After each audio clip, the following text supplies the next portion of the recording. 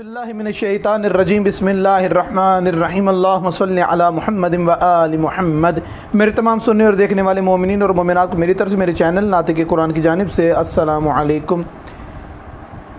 वो कौन से अफराद हैं जिनका ज़ियारतों पे जाना या ज़ियारात पे जाना मासूम अपनी बारगाह में कबूल करते हैं, मासूम पसंद करते हैं कि कौन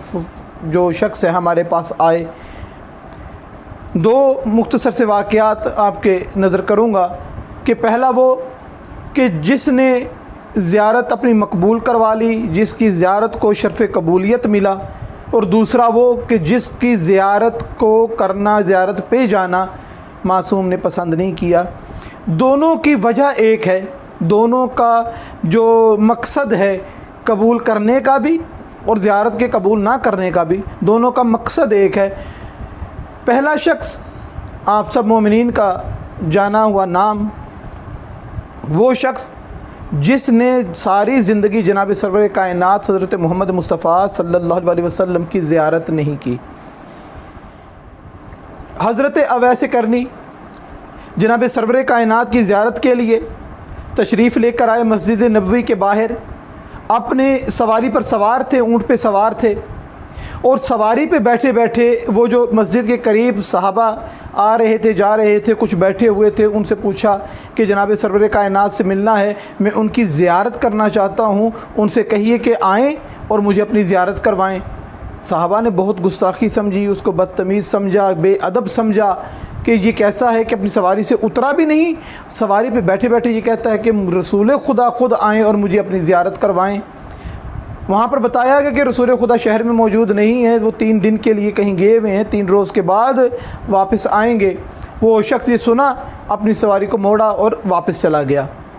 अब जब तक जनाब सरवर कायनात ना आए, पूरे इलाके में यही बाज़गश्त रही कि वो आया था, बड़ा बेअदब था, आएंगे तो रसूल खुदा को बताएंगे कि कौन सा किस तरीके से आया था। कि जनाब सरवर कायनात हज़रत मोहम्मद मुस्तफ़ा सल्लल्लाहु अलैहि वसल्लम का वो वक्त आ गया कि आप तशरीफ़ लेकर आए, और जैसे ही मस्जिद नबवी के सामने पहुँचे तो वहाँ पर फ़िज़ा में ऐसे महसूस हुआ कि आप कुछ खुशबू सूंघ रहे हैं।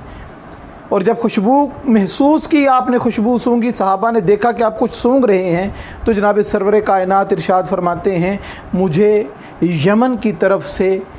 अल्लाह की रहमत की खुशबू आ रही है, मुझे बताओ कि कौन यहाँ पर आया था जिसकी खुशबू आज तक यहाँ पर ठहरी हुई है। अब वो जो तमाम शिकायत लेकर बैठे हुए थे कि हम करेंगे, तो वो हैरान हो के बोले कि या रसूलल्लाह, एक ही शख्स वहाँ से आया है, बड़ा बेअदब और गुस्ताख था, सवारी से उतरा भी नहीं और आपको बुलाता था ज़ियारत के लिए। उस वक्त जनाब सरवर कायनात हज़रत मोहम्मद मुस्तफ़ा सल्लल्लाहु अलैहि वसल्लम ने इरशाद फरमाया, तुम सब में से सबसे ज़्यादा मकबूल ज़ियारत उसकी है कि वो मेरी कर गया। वो जो हर वक्त पास हैं, नमाज़ें साथ पढ़ते हैं, साथ बैठे हैं, उनकी ज़ियारत से भी ज़्यादा मकबूल ज़ियारत उसकी है जो बग़ैर ज़ियारत के चला गया। वजह क्या थी मैं आखिर में बयान करूँगा। दूसरा शख्स कौन था? वो शख्स करबला के करीब रहता था, चंद घंटे का, 3 से 4 घंटे का फ़ासला था, मुसाफत थी उसकी, जहाँ पे उसकी बस्ती थी, जिधर गांव था। वो हर शब जुमा हज़रत इमाम हुसैन अलैहिस्सलाम के रोज़े पर आकर उनको ज़ियारत करता था, सलाम पेश करता था, हर शब जुमा आता था। एक शब जुमा क्या हुआ कि वो उस घर से निकला, रास्ते में एक नौजवान, खूबसूरत नौजवान उसको मिला। वो नौजवान उसका हमसफ़र बन गया।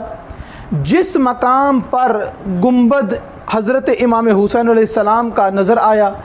उस नौजवान ने कहा, अब आप जाएं ज़ियारत करने के लिए, मुझे अपने 1-2 काम और हैं।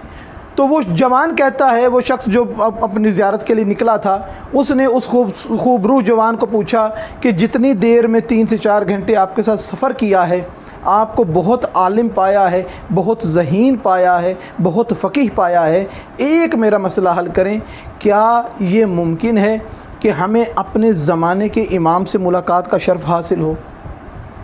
जब ये सुना, वो जवान जो उसके हम सफ़र बना था, वो मुस्कुरा के कहने लगा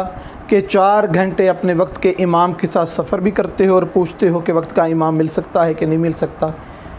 अब कहा कि जब तुम्हें पता लग गया है, اب میں تیری نظر سے اوجھل ہونے والا ہوں۔ تو اس شخص نے کہا کہ مولا میری ایک صرف سوال کا جواب دے دیجئے کہ آپ کی ذات مجھ سے راضی ہے، مجھ سے خوش ہے۔ اس وقت امام زمانہ اجل اللہ تعالی فرج شریف نے ارشاد فرمایا تیرا ہر عمل ہمیں پسند ہے، تیری ہر بات ہمیں پسند ہے، بس یہ جو شب جمعہ تو امام حسین علیہ السلام کی زیارت پر آتا ہے نا، یہ ہمیں پسند نہیں، اس پہ ہم راضی نہیں۔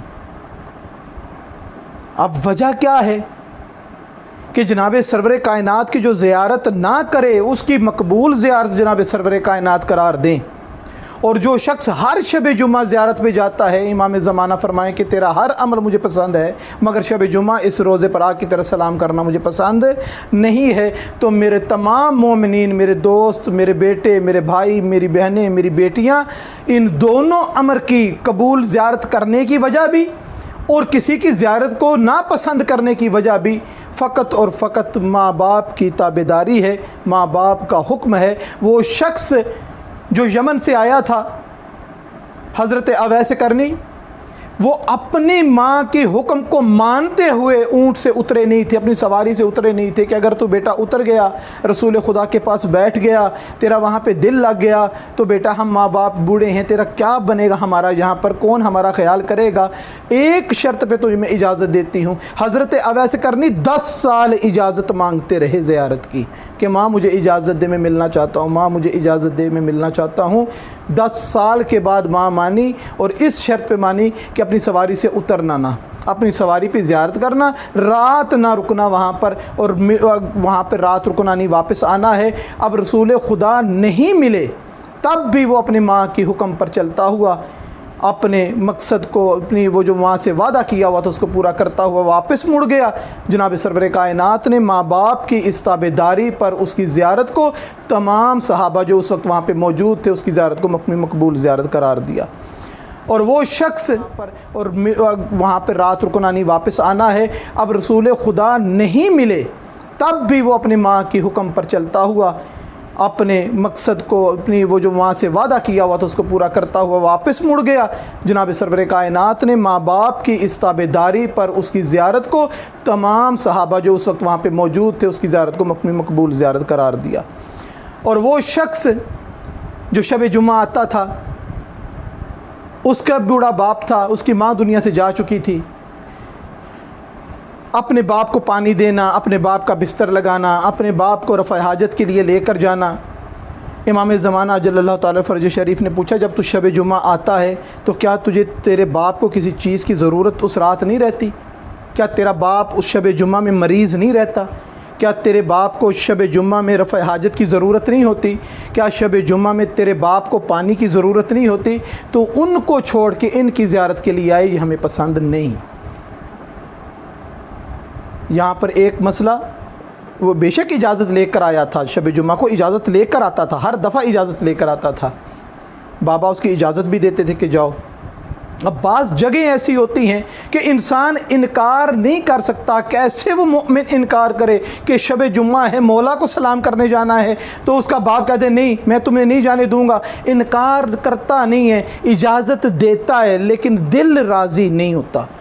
یہ بہت سارے ہمارے مومنین جانتے ہیں، بعض دنیا میں ایسے معاملات پیش آتے ہیں، کسی شخص سے کبھی کوئی کام پڑتا ہے تو وہ بظاہر ہمیں اجازت دیتا ہے، لیکن ہمارا دل جانتا ہے کہ اس نے جو ہاں کہی ہے، اجازت دی ہے، اس دل سے اجازت نہیں دی۔ اس میں بھی شریعت یہ فرماتی ہے کہ ایک تو کسی کا حق غصب کر لینا یہ تو حرام ہے، زبردستی اسے چھین لینا، اسے زبردستی لے لینا، اس کی بغیر اجازت کے لے لینا یہ حرام ہے، مگر ایک ایسا مقام کہ جہاں پر آپ کو پتہ ہے کہ یہ اجازت دل سے نہیں دے رہا، مجبوری کی وجہ سے دے رہا ہے، آپ کی شخصیت کو دیکھ کر انکار نہیں کر سکتا، آپ کے ماں باپ کی شخصیت کو دیکھ کر انکار نہیں کر سکتا، لیکن اس کا دل چاہتا نہیں ہے، آپ اگر اس سے بھی چیز کو لے لیتے ہیں، اس سے بھی وہ معاملہ لے لیتے ہیں، تو یاد رکھیں وہ معاملہ بھی لینا، وہ چیز بھی اس سے لینا جو دل سے راضی نہیں ہے، مگر آپ کی کسی احسان کی وجہ سے، کسی شخصیت کی وجہ سے آپ کو اجازت دے رہا ہے، آپ کا اس سے بھی کچھ لینا جو ہے وہ بھی حرام ہے، وہ بھی حلال نہیں ہے۔ پروردگار سے دعا ہے کہ پروردگار ہمیں صحیح معنوں میں جو حق ہے اپنے والدین کی خدمت کرنے کا، اپنے والدین کا احترام کرنے کا، پروردگار ہمیں وہ احترام کرنے کی توفیق عطا فرمائے۔ وما علینا الا البلاغ المبین۔